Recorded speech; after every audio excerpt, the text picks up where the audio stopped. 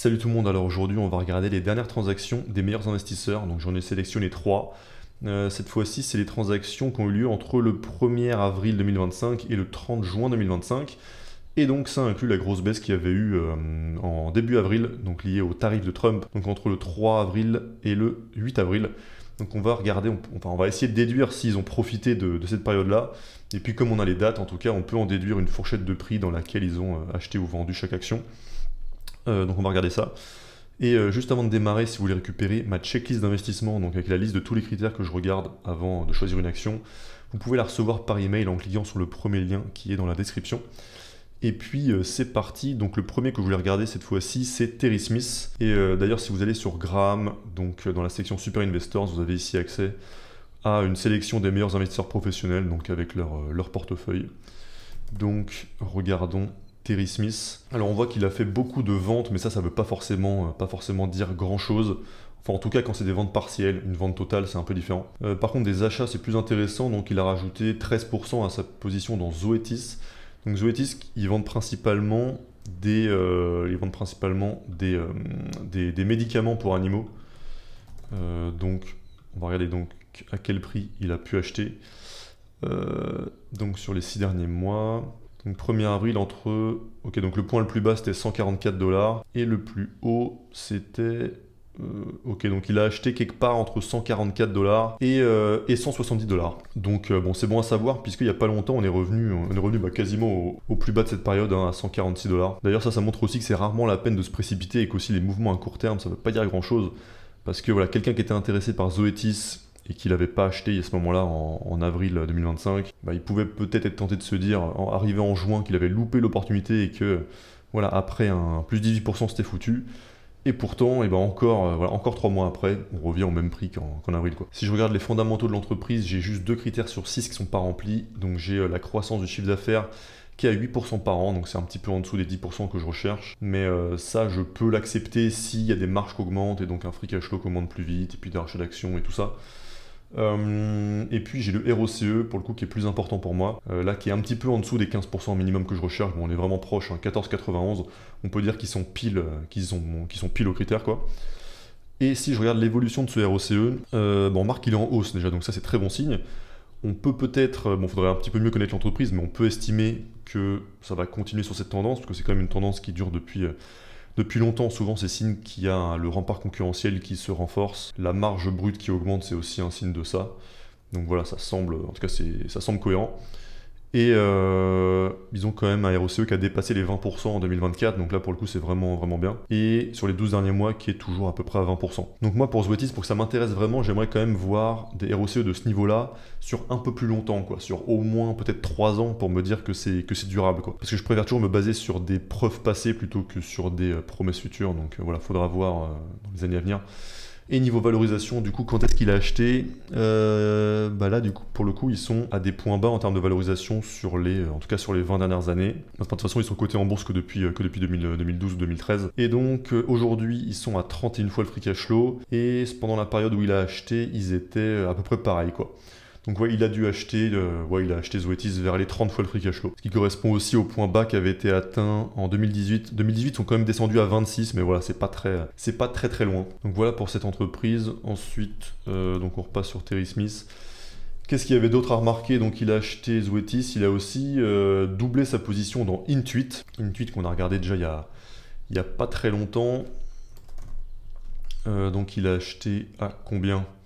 En termes de valorisation, pareil, il a dû acheter ici dans ce creux-là, donc vers les 30 fois le free cash flow. Moi, ce qui me dérange sur Intuit, c'est qu'ils font croître leur SBC plus vite que le free cash flow.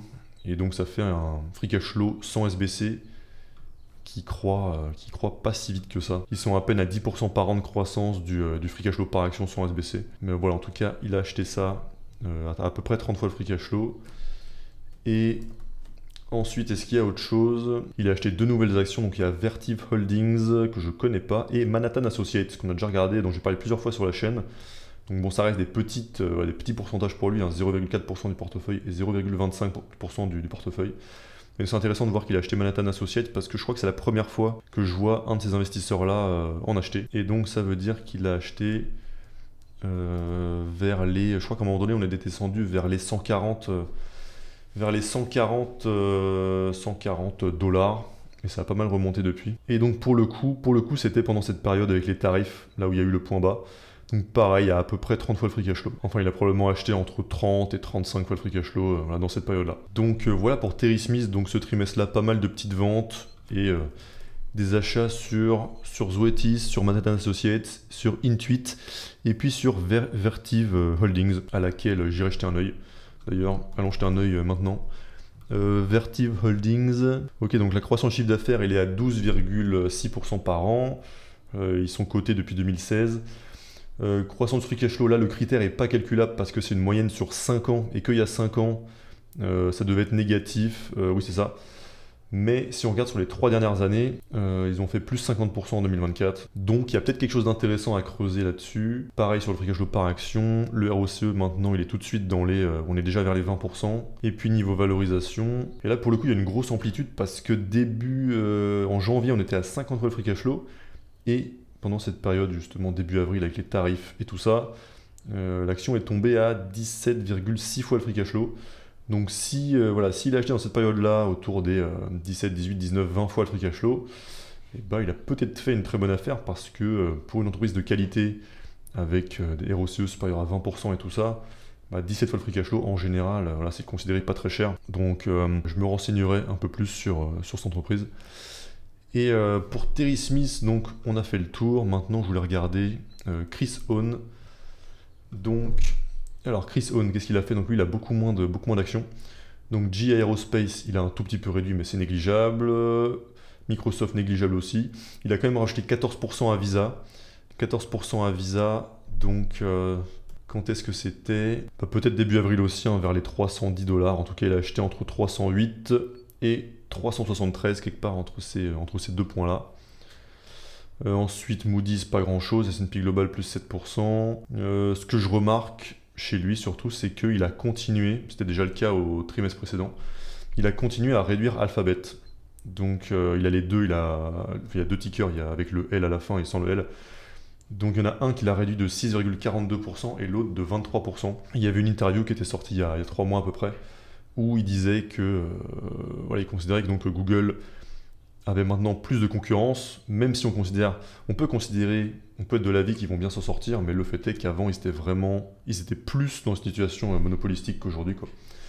Et donc il considérait que le risque sur Google avait augmenté à cause de l'augmentation de la concurrence, quoi, qui n'était pas là avant. Donc voilà, cette histoire de Google, c'est vraiment intéressant parce qu'il y a vraiment les deux avis opposés, ceux qui pensent que Google va pas sortir de cette histoire et ceux qui pensent qu'au contraire ça va être les grands gagnants.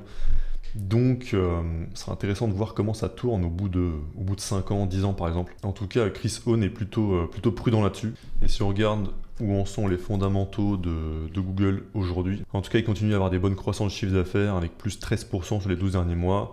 Mais le problème, c'est que le free cash flow ne suit pas, il n'a pas bougé depuis 2021.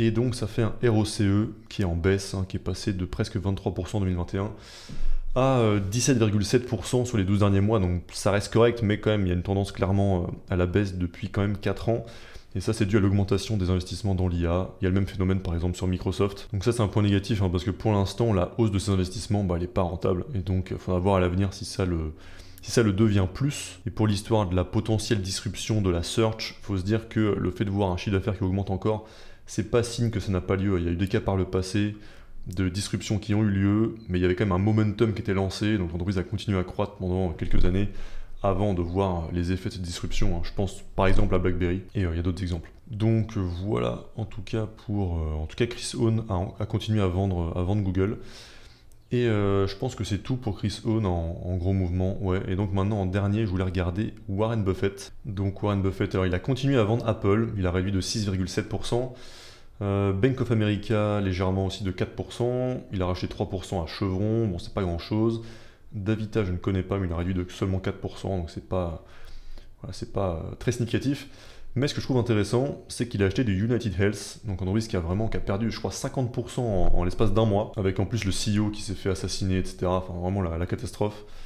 Et il a ouvert une nouvelle position, donc qui représente 0,61% de son fonds, donc ça reste Ça reste pour l'instant une petite position pour lui, mais ça représente quand même 1 milliard 600 millions. Et s'il l'a acheté, c'est pas pour rien. Et donc ça, c'est intéressant. Donc United Health, c'est une entreprise principalement d'assurance dans la santé, mais ils vendent aussi des services de santé. Et donc, où est-ce qu'il a bien pu acheter pendant cette période? D'ailleurs, je vois là à l'ouverture, l'action qui va prendre 13%, c'est sûrement parce que la nouvelle est parue qu'il en a acheté. En général, il fait cet effet-là. Et donc il a acheté, bah oui, il a dû acheter très probablement en dessous des 300 dollars, quoi. Donc à partir du 15 mai. Et niveau valorisation, ça faisait on va se mettre sur les 10 dernières années. Donc entre avril et fin juin. Donc bon, il a acheté en gros, il a acheté à 11 fois, il a acheté à 11-12 fois le free cash flow. Donc en soi aujourd'hui on est encore plus bas. On est à 9 fois le free cash flow et avec même un plus bas à 8,6.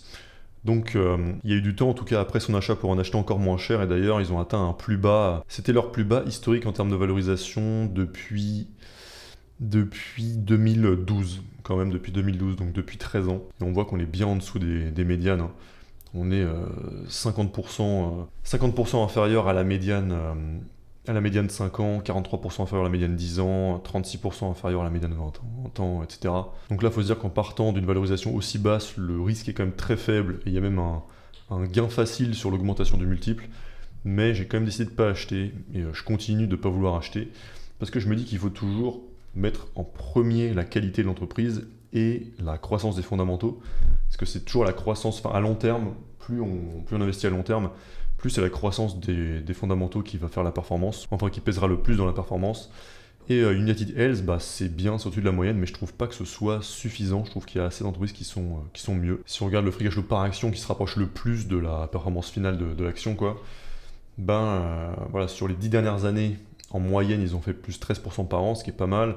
Mais sur les 5 dernières, c'est 5,6%. Sur les 20 dernières, c'est 11%. Donc en gros, on est autour des 10%. Donc oui, si on cumule ça au fait d'avoir acheté un multiple de valeur aussi bas, oui, je pense qu'il y a de fortes chances que United Health performe mieux que le SP500 sur les, par exemple, 10-20 prochaines années. Mais peut-être pas d'énormément. Et le ROCE dépasse très rarement les 15%, quoi. Il y a aussi la marge brute qui est en baisse à long terme. Et puis voilà pour le dernier achat de Warren Buffett. Je rappelle que si vous voulez récupérer ma checklist avec tous mes critères d'investissement, vous pouvez la recevoir par email en cliquant sur le premier lien en description et puis sur le bouton qui s'affiche au milieu de l'écran. Et à plus!